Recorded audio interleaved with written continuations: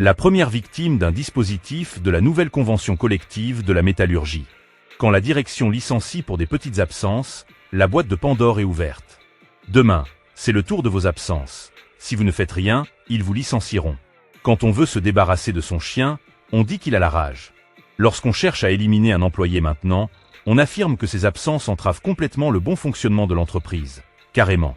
L'article 91.2 de la nouvelle convention collective de la métallurgie, signé par la CFDT, FO et la CFE-CGC, ou comment utiliser l'absence prolongée, ou les absences fréquentes d'un employé pour le licencier sous prétexte de perturber la marche de la société. Une nouvelle méthode négociée par le patronat et approuvée par la CFDT, FO et la CFE-CGC par leur signature pour éliminer certains obstacles gênants. On dit merci qui? Merci aux syndicats signataires nationalement. Cet article n'interdit pas le licenciement d'un employé. Au contraire, il facilite son application. Du pain béni pour la direction qui en profite dans cette situation. Croyez-nous, ils ne seront pas scrupuleux de l'exploiter un jour contre vous. Dans un courriel, la direction justifie sa position lors de cet entretien en déclarant « En effet, monsieur occupe un poste de soudeur, qui est un poste clé dans notre organisation et nécessaire au bon fonctionnement de notre production comme nous l'avons exposé lors de l'entretien. » Alors qu'ils n'ont donné aucune preuve ou justification lors de l'entretien. Vous l'avez compris, la boîte de Pandore vient d'être ouverte par la direction contre tous les salariés en absence prolongée ou de longue durée qui pourront être dans le viseur de la direction.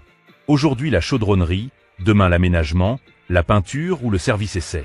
La question est simple, allons-nous demeurer silencieux en attendant notre tour ou allons-nous réagir conjointement et unis face à cette attaque inédite? Demain, si votre santé se porte mal, ils se serviront de cela contre vous. Le bon fonctionnement de l'entreprise n'est pas entravé par des absences justifiées, mais plutôt par les manques de pièces dans nos postes de montage. Il n'y a aucun licenciement pour ces responsables qui, malgré les décisions inappropriées, n'auront pas de conséquences. Au contraire, c'est à nous qu'ils attribuent désormais la responsabilité du dysfonctionnement de l'entreprise. Mais qui perturbe réellement les sorties de nos trains et les livraisons à temps de nos clients?